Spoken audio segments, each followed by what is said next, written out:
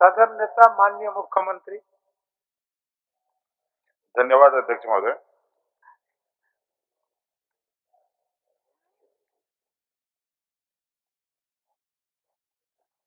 अध्यक्ष महोदय, आज इस बजट सत्र का ये आखिरी दिन है। समाप्ति की ओर हम लोग आगे बढ़ रहे हैं और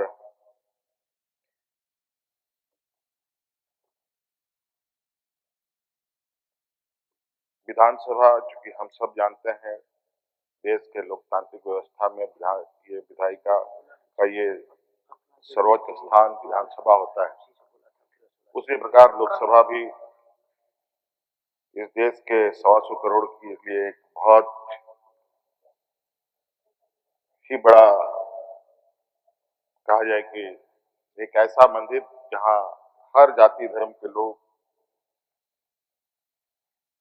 राज्य के सदन और देश के सदन को काफी आशा भरी निगाहों से देखते हैं।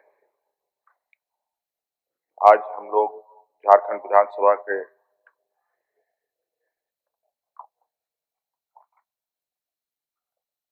में आज इस बजट सत्र को समाप्ति की ओर आगे ले जा रहे हैं।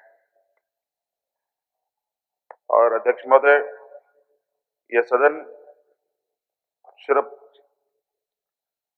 पक्ष विपक्ष का बहस का ही एक स्थान नहीं है, बल्कि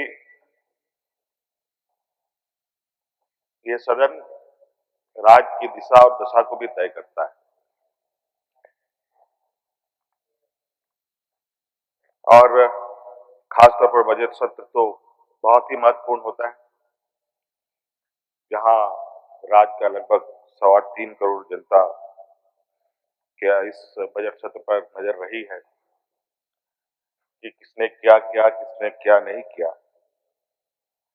और इस सत्र के माध्यम से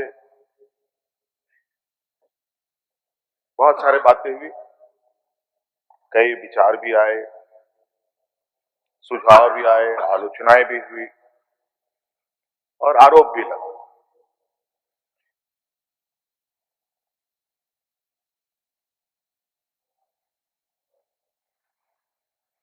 निश्चित रूप से विपक्ष की भी भूमिका सदन में बहुत बड़ी है और विपक्ष को भी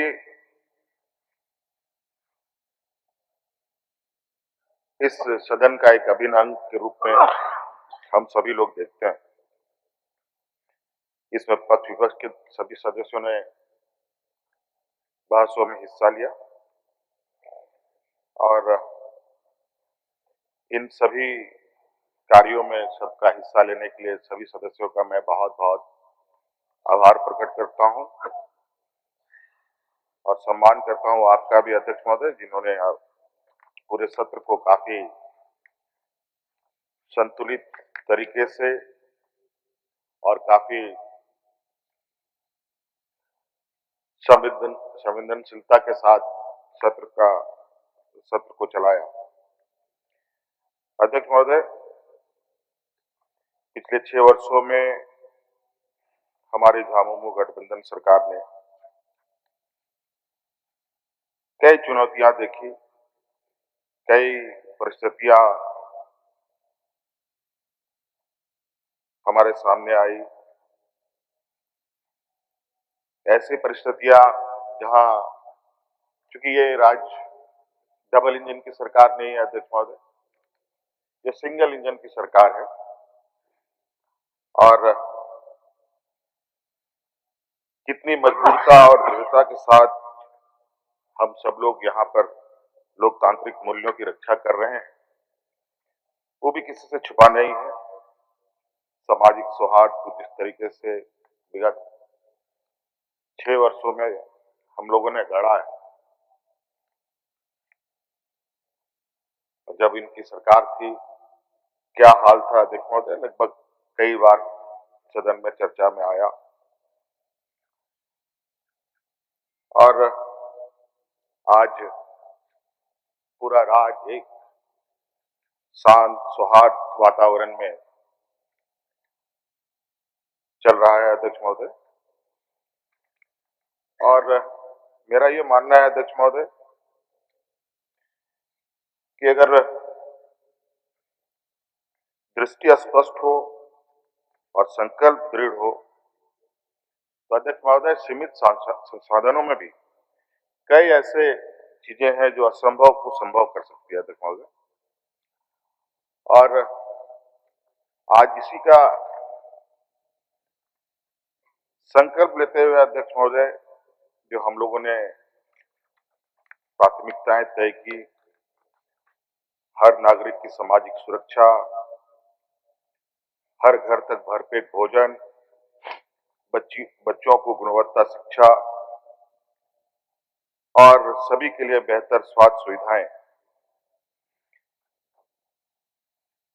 ये सभी अध्यक्ष महोदय किसी भी सरकार के लोक कल्याणकारी सरकार का मूल धर्म होता है। हमने भी इसको हमसात किया अध्यक्ष महोदय और हमने उसी मार्ग के चलते हुए आज तक हम लोग यहाँ कार्य कर रहे हैं अध्यक्ष महोदय। आज विपक्ष के साथी प्रश्न पूछते हैं, उनका प्रश्न पूछना अधिकार है अध्यक्ष महोदय। आलोचनाएं अधिकतर विपक्ष की तरफ से ही आता है, लेकिन अध्यक्ष महोदय यह भी सच्चाई है जितना ये मजबूती से अपनी आलोचनाओं को रखते हैं, उतना ही सत्य यह भी अध्यक्ष महोदय कि आज से 6 वर्ष पहले राज्य की जनता ने उसको विपक्ष में बैठा दिया और हमें और हमारी गठबंधन की सरकार को सेवा करने का मौका मिला। पिछले चुनाव जो पिछला 2019 का चुनाव था, उस समय भी यही हाल, 2024 में भी इनके हर गतिविधियों को राज्य की जनता ने देखा अध्यक्ष महोदय। और जिस तरीके से आज गठबंधन की सरकार काम कर रही है अध्यक्ष महोदय, आज झारखंड के कार्यों का अध्यक्ष महोदय चर्चाएं राष्ट्रीय अंतर्राष्ट्रीय स्तर पर भी होने लगी है और सरकार के कार्यों को लेकर आप विभिन्न अखबारों में, विभिन्न सोशल मीडिया में भी कई चीजें सामने आती है, आलोचनाएं भी आती है, लेकिन सरकार जो काम कर रही है वो भी आज देश की जनता को देखने को मिलता है। हमने वंचित आदिवासियों, मूलवासियों, झारखंड के अधिकार की रक्षा के लिए हर तरीके से हम लोगों ने यह प्रयास किया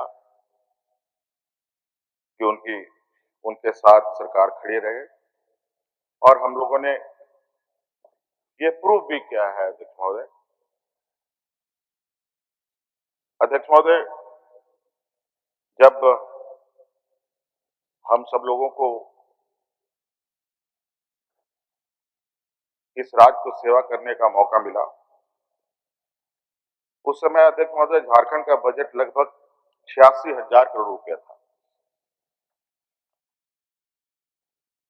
और आज ये बढ़कर अध्यक्ष महोदय 1,58,000 रुपये, आज 58,000 करोड़ रुपये हो गया।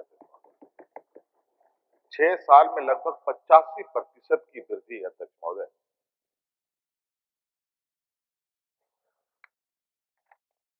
अध्यक्ष महोदय, ये हमारे लिए सिर्फ आंकड़ा नहीं है, बल्कि सरकार के काम करने और बेहतर प्रबंधन का नतीजा है, जिससे हमारे आत्मविश्वास को बल भी मिलता है और इसी आत्मविश्वास के साथ हम लोग अभी लगातार आगे बढ़ रहे हैं। अध्यक्ष महोदय, हमारे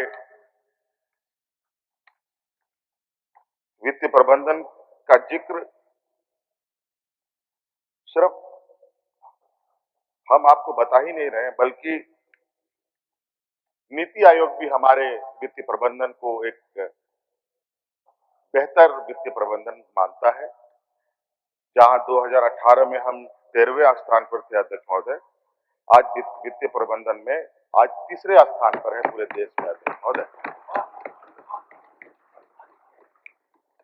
तो अध्यक्ष महोदय, इतनी तेजी से इतनी विपरीत परिस्थिति में भी चीजों को खींचकर एक मकाम तक पहुंचाना कितना चुनौती भरा होता है।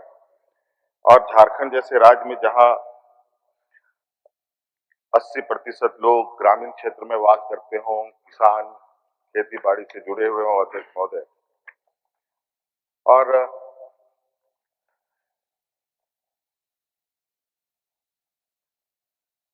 इसीलिए हमने पहले भी कहा कई बार कि हम जो कहते हैं वो करते हैं। उसी प्रकार अध्यक्ष महोदय, हमारे इसी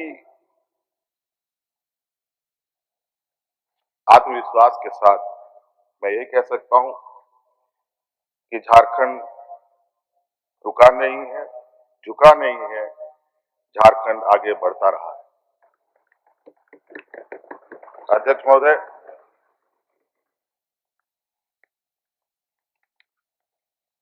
आपको याद होगा जब हमारे सरकार में आने से पहले राज्य में लगभग 12-13 लाख लोगों को पेंशन दिया जाता था, मिलता रहा है, कभी समय पर कभी बेसमय पर। और मैं बताना चाहूंगा अध्यक्ष महोदय, आज वही सरकार द्वारा सर्वजन पेंशन योजना लागू करके लगभग 36 लाख से अधिक लोगों को लाभ हम दे रहे हैं अध्यक्ष महोदय। यहां तक अध्यक्ष महोदय, हमने इतने निचले स्तर तक लोगों को ध्यान में रखा, जहां एकल महिलाएं हैं, महिला हो या परित्यागता महिला हो, उनकी पीड़ा को भी समझते हुए अध्यक्ष महोदय आज उनको भी हमने पेंशन का लाभ दिया। और यह केवल योजना नहीं अध्यक्ष महोदय, बल्कि एक संवेदनशील शासन का उदाहरण है अध्यक्ष महोदय। अध्यक्ष महोदय, महिला सशक्तिकरण को लेकर के भी पूरे देश में आज झारखंड के विषय को की चर्चा होती है।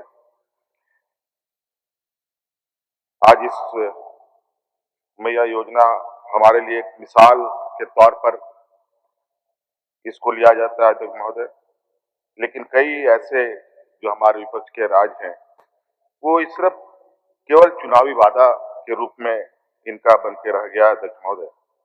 हमने तो इसको धरातल पे भी उतारे हैं अध्यक्ष महोदय। लगभग 50 लाख से अधिक महिलाओं को इसका लाभ दिया जा रहा है अध्यक्ष महोदय। अब तक लगभग 20 करोड़ राशि इनके खातों में भेजा जा चुका है अध्यक्ष महोदय। और आज के आप इस बजट में देखेंगे अध्यक्ष महोदय, तो सबसे अधिक जो बजट है महिलाओं और बच्चियों पर ही हम लोगों ने रखा भी है अध्यक्ष महोदय, और ये हम लोग का संकल्प भी है अध्यक्ष महोदय। और इस बार भी लगभग 14,065 करोड़ रुपया का प्रावधान भी किया गया अध्यक्ष महोदय, और कुल मिलाकर के 34,000 करोड़ रुपए महिलाओं के सशक्तिकरण के लिए हम लोगों ने रक्षांकित किया है अध्यक्ष महोदय।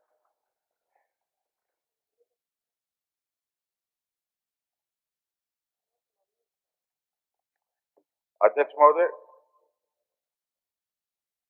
मुझे लगता है अध्यक्ष महोदय, हम लोग चूंकि राजनीतिक दल भी हैं, कहा जाए कि राजनेता के रूप में भी लोग हमें अंकित करते हैं, तो अध्यक्ष महोदय मेरा ये कार्य मुझे लगता है कि यही राजनीति होना चाहिए, यही सही राजनीति, जिनके लिए आप काम कर रहे हैं उनको सीधा आप सरकार से जोड़ के रखिए। आज अगर इसको लोग राजनीति का संज्ञान देते हैं, तो मैं समझता हूं कि यही असली राजनीति है। आज झारखंड की महिलाएं केवल लाभ नहीं ले रही है अध्यक्ष महोदय, सिर्फ लाभार्थी नहीं है, बल्कि आज वो एक निर्णय लेने वाली शक्ति बन चुकी है अध्यक्ष महोदय। मुझे कई अलग अलग सूचनाओं के माध्यम से कई ऐसी खबर सुनने को मिलती है जहां ये दिल को एक सुकून मिलता है कि आज जो सरकार काम कर रही है वो एक सिर्फ कागजी कार्रवाई नहीं बल्कि उसका परिणाम भी दिख रहा है और आने वाले समय में एक बहुत बड़ा बदलाव के रूप में हम इसे देख रहे हैं अध्यक्ष। जो हमने पहले भी कहा था ये योजना हमारे लिए एक मील का पत्थर साबित होगा और हम लोग अभी यही नहीं रुकेंगे अध्यक्ष महोदय, बल्कि हम लोगों ने आने वाले समय में भी कई ऐसी चीजों को चरणबद्ध तरीके से कार्य योजना तैयार करना शुरू कर दिया है अध्यक्ष महोदय।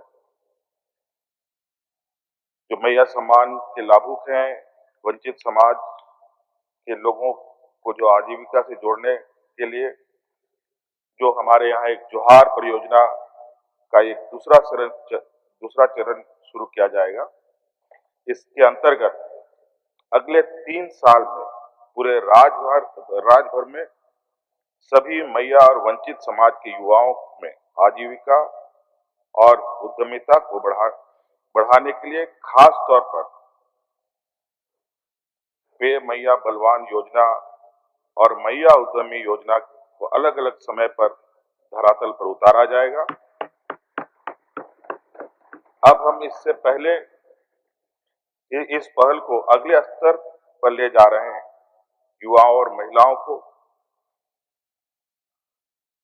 माइक्रो इंटरप्राइजेस प्रारंभ करने के लिए 5 करोड़ रुपया तक का कैपिटल इंसेंटिव देने की योजना पर हम काम कर रहे हैं।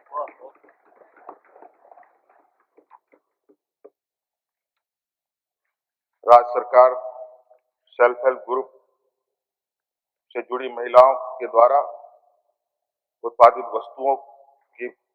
वस्तुओं की प्लास एवं आदिवा ब्रांड नाम से बाजार तक पहुंच सुनिश्चित कर रही है। इन ब्रांड्स को मजबूत बनाने के लिए हम लोगों ने नेशनल इंस्टीट्यूट ऑफ डिजाइन आदि से जोड़ते हुए आगे बढ़ाएंगे। हम मदद बांटने वाली सरकार नहीं, हम अवसर देने वाली सरकार है और कई ऐसे अवसर हम लोग इन राज्य के लोगों को देने की तैयारी में है अध्यक्ष महोदय, जो अपने पैरों पर खड़े हो सके। यहाँ की अर्थव्यवस्था, हमने पहले भी कहा, हमारी ग्रामीण अर्थव्यवस्था मजबूत होगी तो निश्चित रूप से राज्य मजबूत होगा। तो हर एक व्यक्ति यहाँ मजबूत हो। अध्यक्ष महोदय, शिक्षा के क्षेत्र में भी हम लोगों ने कई शुरुआत के दौर से ही इस पर काम करना शुरू किया था और इस पहले चरण में स्कूल ऑफ एक्सीलेंस, जो सीएम स्कूल ऑफ एक्सीलेंस का परिणाम भी आपके सामने है अध्यक्ष महोदय। आज 9-9.5 सीट के लिए 33-35 हजार बच्चे आवेदन दे रहे हैं। ये बड़ा ही एक ऐसा ट्रांजिशन से हम लोग अब आगे बढ़ रहे हैं अध्यक्ष महोदय, जहां थोड़ा हमें भी और गति बढ़ाने की आवश्यकता है और भी संसाधनों को व्यवस्था करने के लिए और जोर लगाने की आवश्यकता पड़ेगी। आज इस स्कूल के माध्यम से अध्यक्ष महोदय 40 बच्चे जो इंजीनियरिंग मेंस हैं, पूरे देश में प्रतिष्ठित परीक्षा में क्वालिफाइड इन लोगों ने किया अध्यक्ष महोदय। सीएम स्कूल ऑफ एक्सीलेंस, ऐसे गरीब लोग कभी सोच भी नहीं पाते थे कि हमारा बच्चा इंजीनियर बनेगा। आज इस स्कूल के माध्यम से बच्चे धीरे धीरे अपनी मंजिल को और आगे बढ़ रहे हैं अध्यक्ष महोदय। आज सभी लोग जो सपने देखते थे, और कई लोग तो सपना भी देखना छोड़ दिया था, अब सपना भी देखना शुरू किया, अब सपने को साकार भी होते ये लोग भी देख रहे हैं अध्यक्ष महोदय। अध्यक्ष महोदय,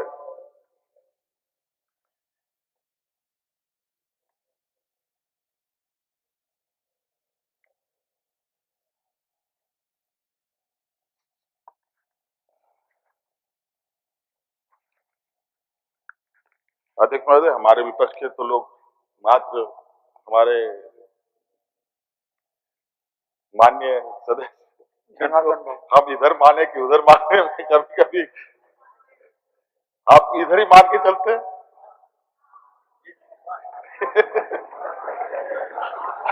जनार्दन बाबू, आप सदन में हामी भर दिए, सदन में हामी भर दिए। अध्यक्ष महोदय, मैं विपक्ष तो नहीं है, मैं विपक्ष के आसनों को कहना चाहूंगा जो खाली पड़े हुए हैं। जब नीतियां सही दिशा में होती है तो उनका परिणाम भी जमीन पर दिखाई देता है। मुख्यमंत्री स्कूल ऑफ एक्सीलेंस इसका जीता जागता उदाहरण है अध्यक्ष महोदय। और अभी हम लोगों ने पहले चरण में 80 विद्यालय बनाए हैं। अभी 100 विद्यालय भी उत्कृष्ट विद्यालय के रूप में विकसित किए जाएंगे। नए बालिका आवासीय 5 नए बालिका आवासीय विद्यालय खोले जाएंगे, 23 इंजीनियरिंग कॉलेजेस और झारखंड इंस्टीट्यूट ऑफ टेक्नोलॉजी के रूप में स्थापित किए जाएंगे। 12 नए डिग्री कॉलेज खोले जाएंगे। हर जिले मुख्यालय में 500 सीटों वाला मेगा लाइब्रेरी बनाया जाएगा अध्यक्ष महोदय। और चतरा में डॉक्टर भीमराव अंबेडकर विश्वविद्यालय स्थापना की जाएगी।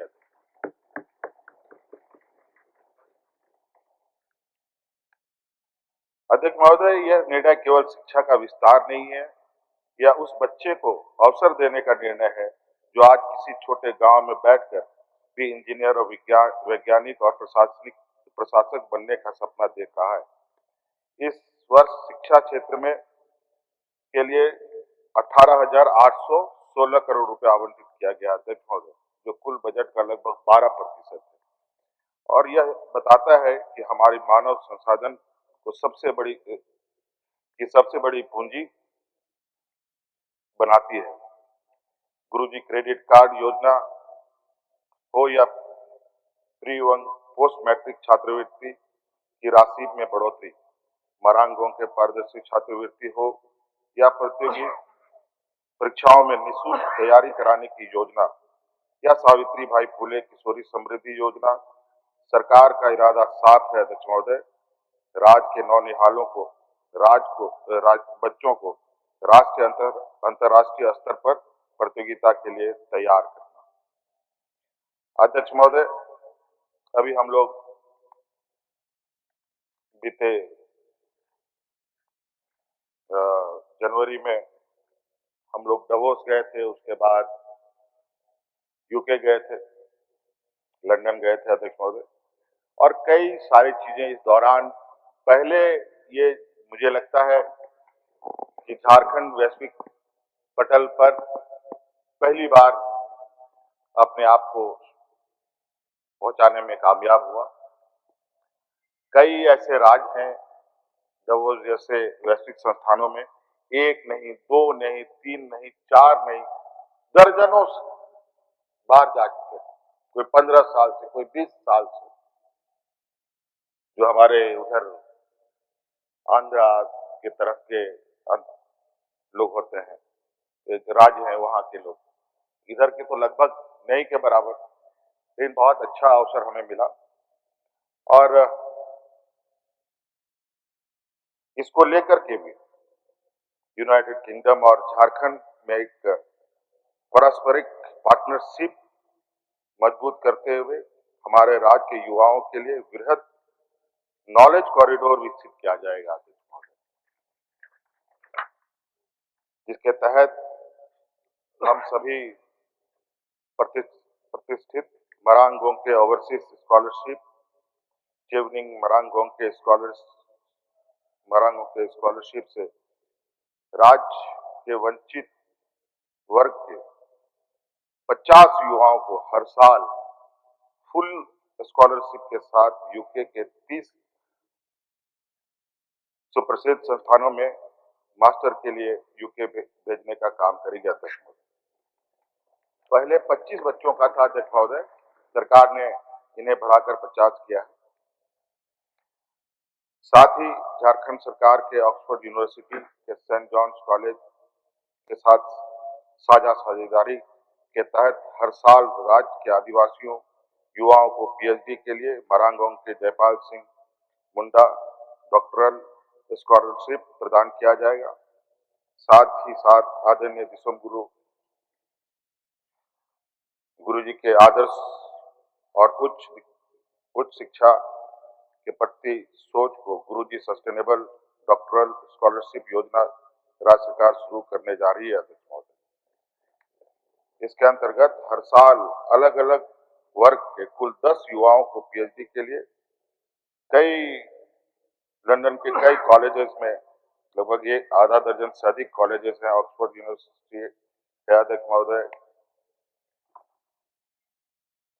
यूनिवर्सिटी ऑफ वेस्टमिंस्टर है, यूनिवर्सिटी ऑफ सक्सेस है, कैम्ब्रिज यूनिवर्सिटी है, कई सारे यूनिवर्सिटीज को हम लोगों ने इस बार जोड़ा है अध्यक्ष महोदय। और इन सभी विश्व स्तरीय संस्थानों में रिसर्च के लिए भी इनको सहयोग प्रदान किया जाएगा अध्यक्ष महोदय। अध्यक्ष महोदय, साथ ही साथ उच्च शिक्षा एवं तकनीकी शिक्षा विभाग के जरिए राज्य के युवाओं के लिए अंग्रेजी तथा अन्य विदेशी भाषा, हेल्थ केयर, हॉस्पिटैलिटी, टूरिज्म का एक कौशल package, comprehensive skilling package course लाया जाएगा अध्यक्ष महोदय, ताकि राज्य के मेहनतकश युवा राष्ट्रीय और अंतर्राष्ट्रीय स्तर पर अपनी प्रतिभा का प्रदर्शन कर सके अध्यक्ष महोदय। अध्यक्ष महोदय, जिस राज्य में 5 वर्ष में एक बार जेपीएससी में नियुक्ति प्रक्रिया पूरी भी नहीं हो पाती थी, वहीं हमारी सरकार ने एक कार्यकाल में 3 जेपीएससी परीक्षाएं पूरी सफलतापूर्वक की अध्यक्ष महोदय। डॉक्टर, शिक्षक, नर्स, इंजीनियर, सिपाही, हर क्षेत्र में हमने नियुक्तियां सुनिश्चित की अध्यक्ष महोदय। उसी प्रकार सरकारी कर्मियों ने से हमने जो वादा किया था उसे भी निभाया। हमने बाजार आधारित पेंशन को समाप्त कर ओपीएस प्रारंभ किया अध्यक्ष महोदय। ये बहुत ही बड़ा दूरगामी निर्णय था अध्यक्ष महोदय। आपको पता होगा कि न्यू पेंशन स्कीम को लेकर पूरे देश में कर्मचारियों ने कितनी रोष जताई, लेकिन किसी ने किसी की नहीं सुनी। ये पहला राज्य है जहां देश में सबसे पहले ओपीएस को हम लोगों ने फिर से लागू करने का काम किया। आज अध्यक्ष महोदय, खाड़ी देशों में किस तरीके का हालात है और जो बाजार में पैसे लग रहे हैं तो किस तरीके से हिचकोले खा रहे हैं, किसी से छुपा नहीं अध्यक्ष महोदय। रातों रात अरबों खरबों रुपए डूब जा रहे हैं। और किसके डूब रहे हैं अध्यक्ष महोदय? देश के आम नागरिक, देश के कर्मचारी, और उसका कोई हिसाब किताब होने वाला नहीं है अध्यक्ष महोदय। आज के दिन पता नहीं ये जो अभी वर्तमान खाड़ी देशों में स्थिति है उत्पन्न हुई है, कब तक चलेगा। और ये ऐसा नहीं है कि इसमें भारत को अलग रखा जाएगा या अलग रहेगा। आज भारत देश की स्थिति ये है अध्यक्ष महोदय कि दुनिया के लोगों ने अगर हमारे लिए दरवाजे बंद कर दिए तो देश के लोगों को भूखा मरना पड़ेगा अध्यक्ष महोदय। लेकिन आज हमारे देश की स्थिति यह है, जो हमारे पड़ोसी मित्र या दूर के भी मित्र रहते हो उनसे भी हम दुश्मनी मोल लेते हैं। कोई सीधी मुंह बात नहीं करता। पता नहीं देश में किसका राज चल रहा है अध्यक्ष महोदय। हमारे विपक्षों का राज चल रहा है कि ट्रंप साहब का राज चल रहा है? बहुत बोल उठ बैठ तो बैठ, क्या बोले। ये स्थिति अध्यक्ष महोदय। आज ये ओपीएस से इस राज्य के कर्मचारियों को कितनी राहत मिल रही होगी वही जानते हो। भले मुझे वोट ना दे, भले हमें वोट ना दे, बहुत सारे लोग हैं इसमें, किसी जात धर्म, कोई आदिवासी, कोई दलित, कोई पिछड़ा, ऐसा नहीं था। सभी के लिए हम लोगों ने अक्रॉस द जितने भी समूह है सभी को हम लोगों ने एक समान नजरों से देखा, चाहे वो पेंशन से संबंधित विषय हो, चाहे ओपीएस से संबंधित विषय हो, चाहे और भी कोई सरकार की योजनाएं हो।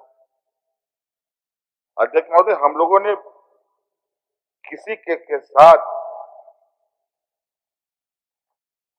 भी भेदभाव करने का कभी ना सोचा, ना कभी हमारे कार्यों से भी वो दिखता। अध्यक्ष महोदय,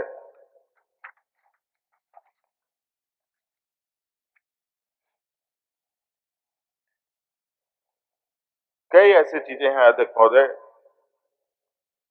नई, चूंकि नए नए जो आज के दिन में बदलाव होते रहते हैं ग्लोबली। कभी लोग हाथ से लिखकर कागजों को, फाइलों को बनाते थे, उसके बाद हाथ का टाइपराइटर आया, टाइपराइटर से टाइप होने लगा, फिर कुछ दिन के बाद कंप्यूटर आया, कंप्यूटर से टाइप होने लगा, अब कंप्यूटर से आगे बढ़कर के लोग एआई की दुनिया में भी जा रहे हैं। इस तरीके की चीजें लगातार एक जो कहा जाए कि देश दुनिया को एक बदलाव, एक नए नए रफ्तार के साथ देश दुनिया आगे बढ़ता है अध्यक्ष महोदय। तो इस स्थिति, इस क्षेत्र में भी हम लोगों ने राज्य सरकार की योजनाओं का लाभ शहर और पंचायत स्तर तक जरूरतमंदों को ससमय मिले। राज्य में चल रही योजनाएं, आधारभूत संरचनाएं के कार्य तेजी से चले और कैसे चल रहे हैं इस पर भी एक कैसे हम लोग मॉनिटरिंग कर सकते हैं, कैसे उस पर हम लोग लगातार उसको हम लोग देख पाए कि काम होता है, कि हाँ यहाँ सड़क बन रहा है और उसको देखने वाला कोई नहीं। कई कंप्लेन आते हैं कि नहीं सड़क खराब हो रहा है, यहाँ ठेकेदार पूरा भी नहीं किया कि सड़क खराब हो रहा है। पुल पुलिया का कभी कभी ऐसी खबर कहीं कहीं से आती है, तो इसको भी ध्यान में रखते हुए तो एक प्लेटफॉर्म तैयार किया जा रहा है अध्यक्ष महोदय, जो डाटा एनालाइज करेगा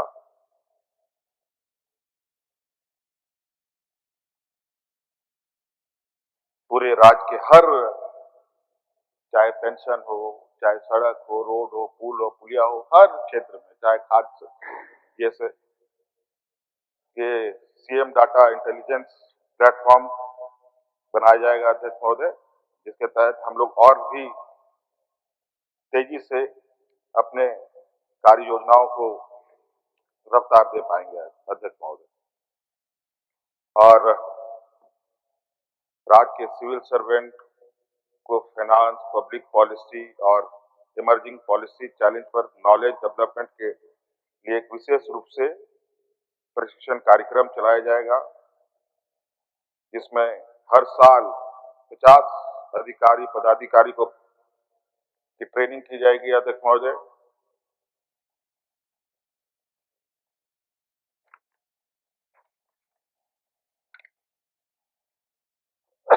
अध्यक्ष महोदय, ऊर्जा के क्षेत्र में भी कोयला खनन क्षेत्र में हो रहे बदलाव को देखते हुए राज्य सरकार एनर्जी ट्रांजिशन की नीति को केंद्र में रखते हुए कौशल विकास,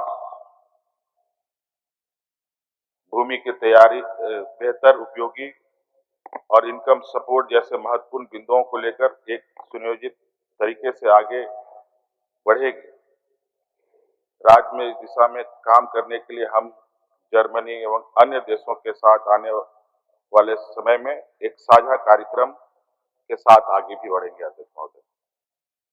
अध्यक्ष महोदय, हमने हमेशा झारखंड के बेटे के रूप में राज्य के हितों की रक्षा की, चाहे केंद्र के समक्ष मजबूती से खड़ा होने की बात हो या वैश्विक मंच पर झारखंड की पहचान स्थापित करने की बात हो, हमने कोई कसर नहीं छोड़ी। अध्यक्ष महोदय, हाल ही में वैश्विक मंच में हमने झारखंड की अपार संभावनाओं को दुनिया के समक्ष रखा। हमारी खनिज संसाधन और हमारे रेयर अर्थ मिनरल्स, हमारे औद्योगिक क्षमता, इन सब ने निवेशकों का ध्यान आकर्षित किया है। झारखंड को विकसित राज्य बनाने के लिए हमने निवेश और आर्थिक विकास हमारी प्राथमिकता में है। अध्यक्ष महोदय, इसी दिशा में Jharkhand state economic development board का भी गठन किया जाएगा। अध्यक्ष महोदय, जो इंडस्ट्री और investment platform, knowledge, innovation, energy transition, skill और एम्प्लॉयमेंट, सोशल वेलफेयर आदि क्षेत्रों में निवेश को लेकर काम करेगी।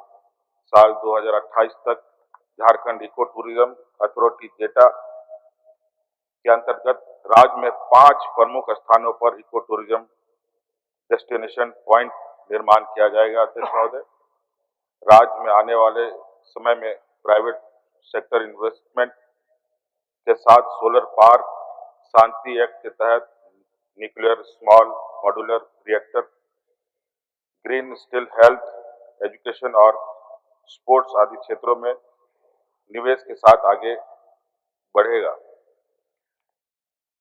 अध्यक्ष महोदय, यूके के कई विश्व स्तरीय संस्थानें के साथ मिलकर क्रिटिकल मिनरल और क्लीन एनर्जी सेंटर और एक्सीलेंस की स्थापना की जाएगी। यह सेंटर अगले 10 वर्षों में झारखंड के खनिज आधारित अर्थव्यवस्था को सिर्फ एक्सट्रैक्शन से हटाकर वैल्यू क्रिएशन और ग्रीन स्किल टैलेंट को वैश्विक हब बनाएगा तथा राज्य को क्लीन एनर्जी ट्रांजिशन के क्षेत्र में एक ग्लोबल बिजनेस पार्टनर के रूप में स्थापित करेगा। क्रिटिकल और रेयर अर्थ मिनरल के क्षेत्र में झारखंड राज्य को एक ग्लोबल और नेशनल हब बनाने की दिशा में देश विदेश के एक्सपर्ट के साथ मिलकर पॉलिसी रोडमैप बनाया जाएगा। राज्य में रोजगार की संभावनाओं और तकनीकी ज्ञान को बढ़ाने के लिए रिपोर्टेड ग्लोबल आईटी कंपनीज के सहयोग से आईटी पार्क को future technology, artificial intelligence, IT knowledge economy के क्षेत्र में विकसित किया जाएगा। इन सब क्षेत्र में अध्यक्ष महोदय हम लोगों ने कभी काम ही नहीं किया। बड़ा विचित्र बात है अध्यक्ष महोदय, कभी कभी सोचता हूं, कान में कुछ भी बातें आती है तो हंसी भी आती है। सबसे अधिक सरस्वती पूजा भारत देश में होता है, सबसे अधिक। लेकिन ब्रिलियंट बच्चे कहां पैदा होते हैं? जापान। सबसे अधिक सरस्वती पूजा हम लोग करते हैं। अब बताइए, वहां लोग बच्चे पैदा होते हैं तो कई ऐसा लक्ष्मी पूजा सबसे अधिक हम लोग करते हैं। सबसे अधिक अमीर लोग अमेरिका में पैदा होते हैं। कहीं कुछ गड़बड़ है।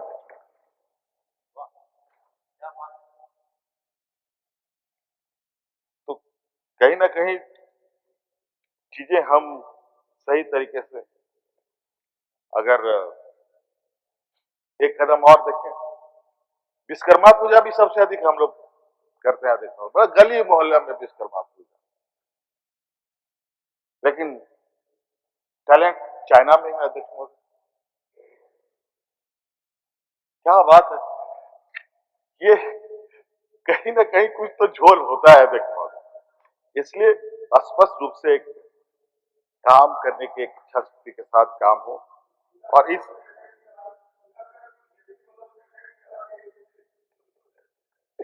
अब यही लोग लगे हुए हैं अध्यक्ष महोदय, ये पूजा करो, वो पूजा करो, पढ़ो लिखो मत, डॉक्टर इंजीनियर मत बनो, प्रशासक मत बनो,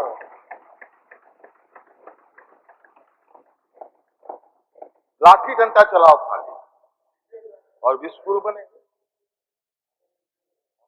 कौन से रास्ते से विश्वगुरु बनेंगे अध्यक्ष महोदय, समझ से परे।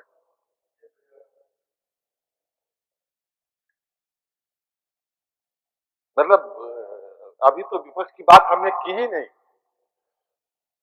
उनकी बात कहां से शुरू करें कहां खत्म करें, लगता है खत्म होने का तो नाम नहीं, समय नहीं आएगा अध्यक्ष महोदय।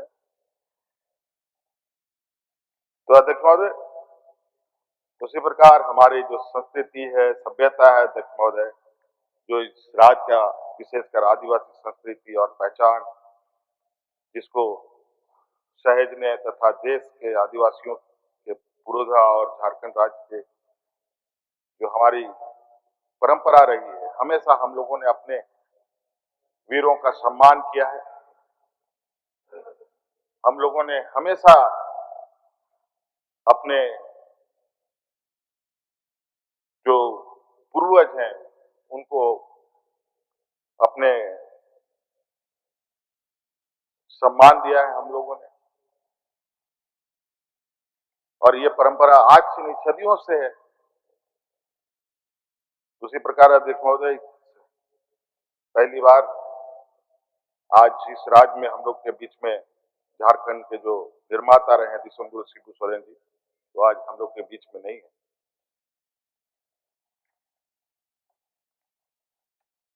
आज इनके विशाल व्यक्तित्व को सम्मान देने के लिए हम लोगों ने ये तय किया अध्यक्ष महोदय कि बहुत जल्द यहाँ पर विश्वम गुरु जी मेमोरियल का निर्माण कराया जाएगा, जिससे एक एकीकृत आदिवासी सांस्कृतिक परिसर के रूप में भी विकसित किया जाएगा अध्यक्ष महोदय। और साथ ही साथ अध्यक्ष महोदय,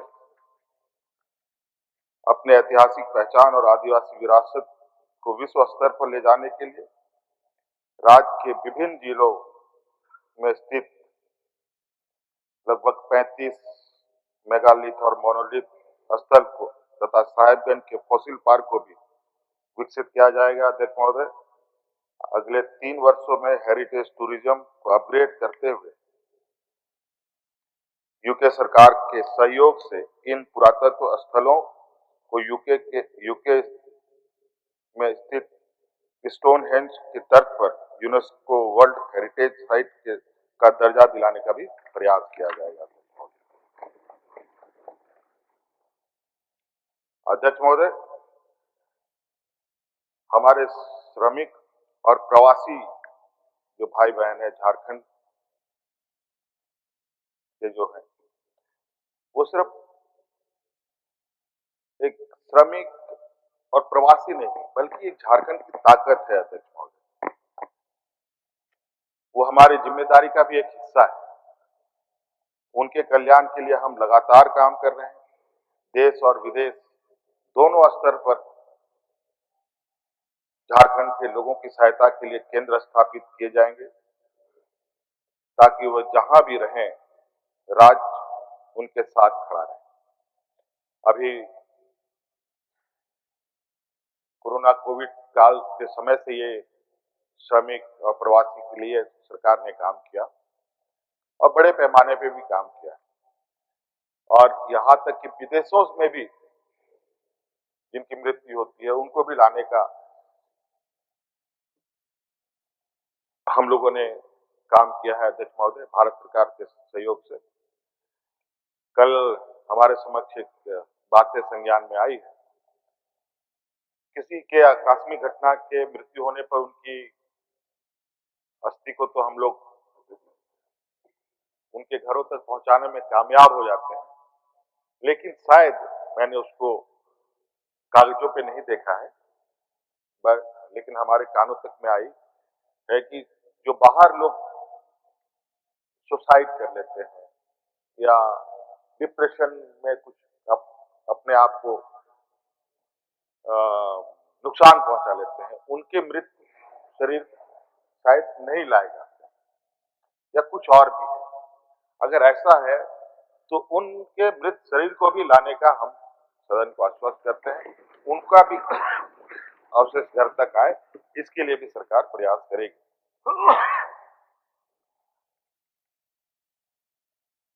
एक और हम श्रम शक्ति की सहायता के लिए नित नए कदम उठा रहे हैं,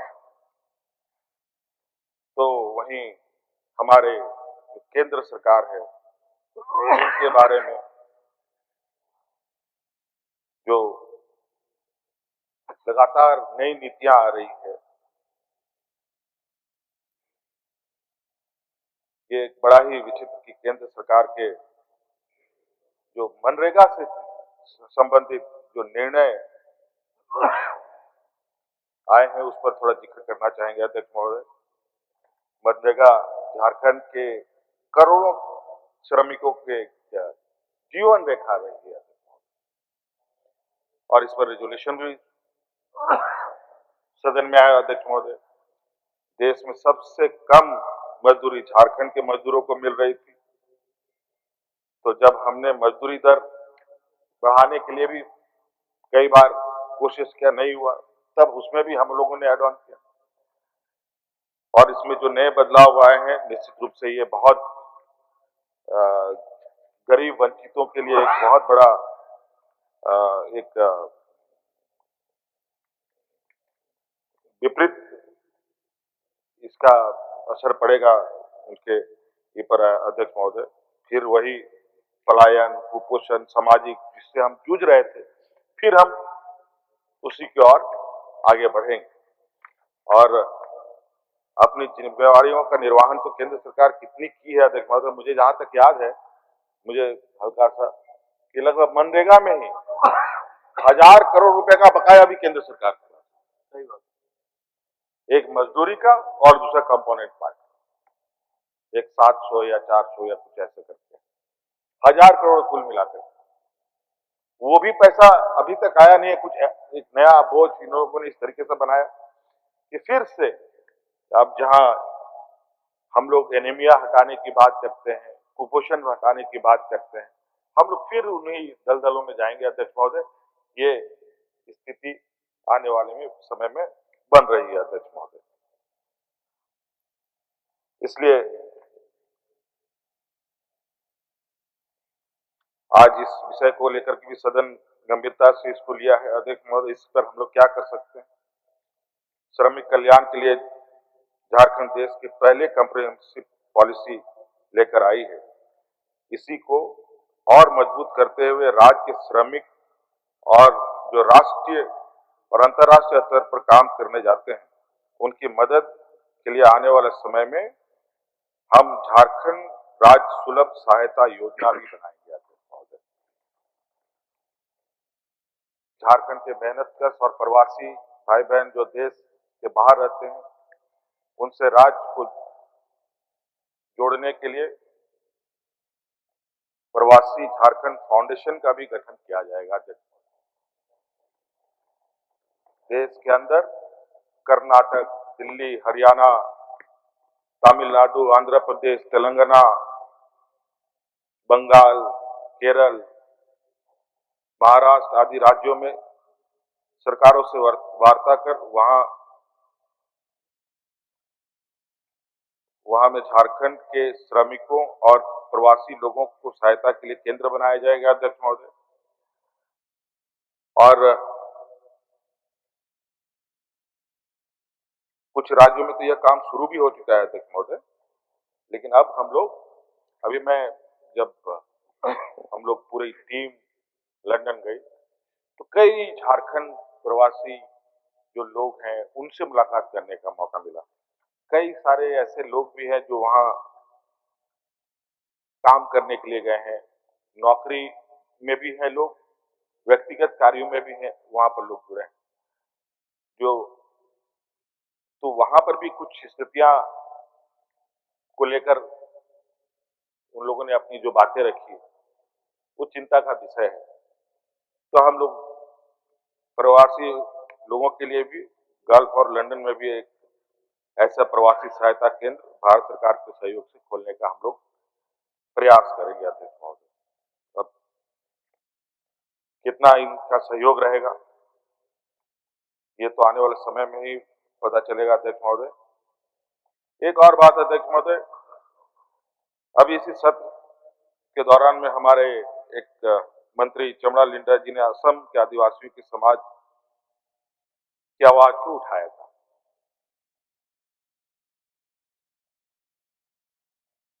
तो विपक्ष की तरफ से ये कहा गया कि उन्हें कहा कि ये सदन झारखंड का है, यहाँ पर असम के आदिवासियों का चर्चा क्यों? अध्यक्ष महोदय, अगर यहाँ नहीं उठेगी आदिवासी समाज की आवाज तो आखिर कहां उठेगा?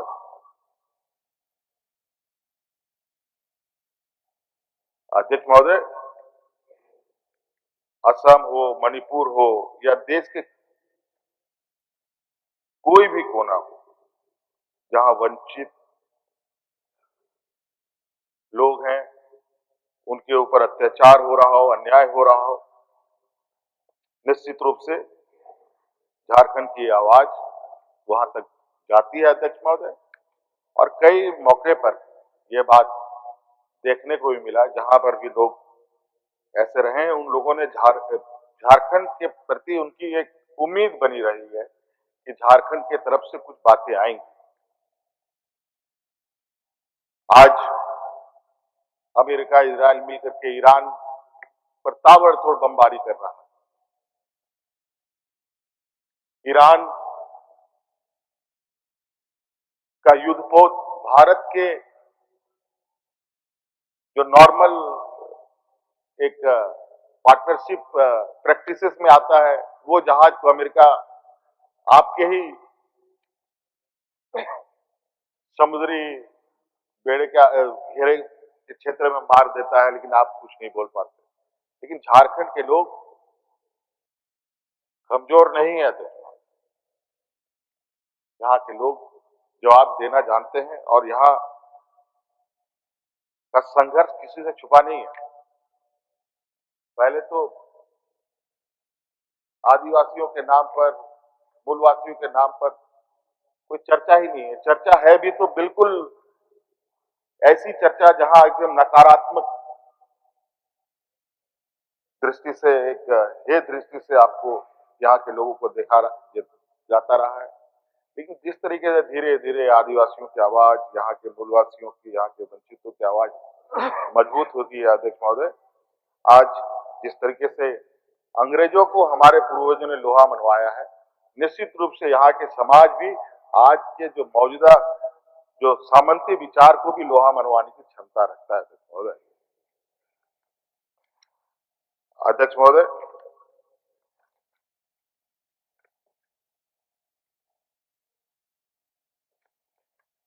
बहुत सारी चीजें लगभग मैंने बोल दिया है। हमारे विपक्ष के साथी तो बिल्कुल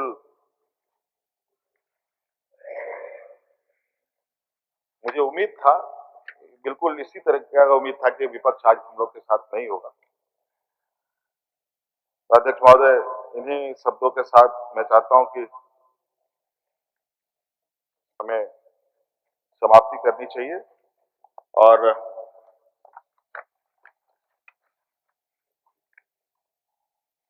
अभी मैं कुछ खबरें सुन रहा था, हमारे विपक्ष के हमारे माननीय नेता प्रतिपक्ष कुछ बयान दे रहे थे। सेंसिटिव मैटर क्या है, सेंसिटिव क्या है, रामनवमी वगैरह को लेकर। सेंसिटिव अध्यक्ष महोदय,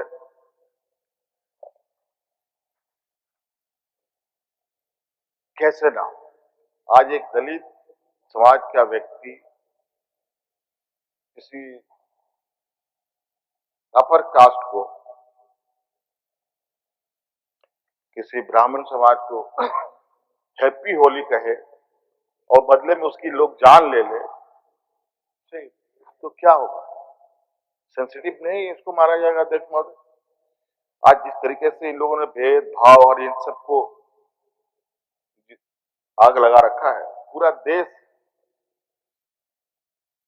जलने में अब समय नहीं है। अब देश की जनता को निर्णय लेना है अध्यक्ष महोदय।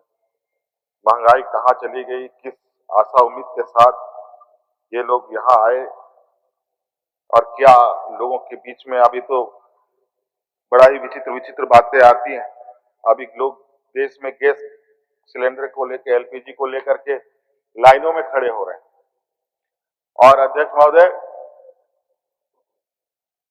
केंद्र सरकार अब राज्य सरकार के जिम्मे देना चाहती है कि एलपीजी हम आपको इतना देंगे, आप बांटिए, आप इस तरीके से बांटिए, एक फॉर्मूला बनाते हुए जिम्मेवारी हम पर दे रहे हैं।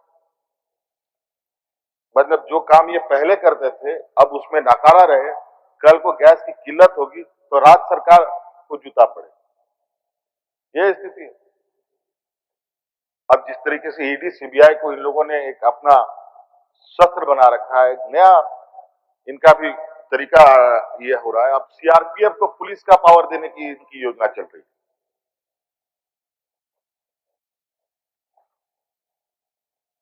अध्यक्ष महोदय, ये बड़ा ही विचित्र स्थिति उत्पन्न हो रहा है।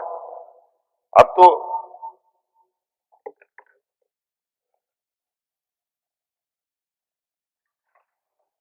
जिस नक्सल को मारने का, खत्म करने का संकल्प सरकार ले रही है, एक नया तरीके के उपद्रव का जन्म हो रहा है। एक ऐसा उपद्रव व्यवस्था जहां अध्यक्ष महोदय बहुत ही हर त्योहार, चाहे होली हो, चाहे दिवाली हो, चाहे मुहर्रम हो, चाहे दशहरा हो, सभी स्थिति को इन लोगों ने सेंसिटिव कर दिया और छोटी छोटी चीजों पर इनका एक ऐसा उस छोटी चीजों को बड़ा करने का प्रयास करते हैं जहां लोग एक दूसरे के प्रति एक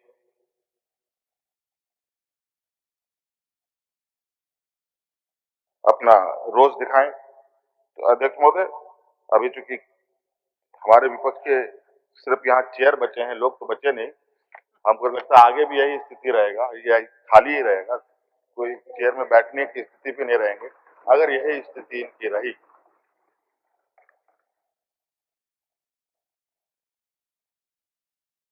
एक परिवर्तन का बयार के साथ ये लोग आए थे। आज हम क्या बोले अध्यक्ष महोदय, हम लोग का देश की राजनीति और हमारे विपक्ष के जो लोग हैं, हमारे जिस सदन को देखकर हम लोग की नियमावली बनती है, जिस सदन के रूल्स को हम लोगों ने आत्मसात किया है, उस सदन की भी स्थिति यही है। वहां तो सदन नेता महिला सांसदों से के डर से सदन नहीं पहुंचते। ये लोग किसके डर से नहीं आएंगे, भगवान जाने। सीमा में क्या हालत होगा। अध्यक्ष महोदय, बहुत सारी बातें हैं। अब क्योंकि आज सत्र भी बहुत लंबा हो गया है, इसलिए मैं इन्हीं बातों के साथ अपनी बातों को विराम देना चाहूंगा। धन्यवाद।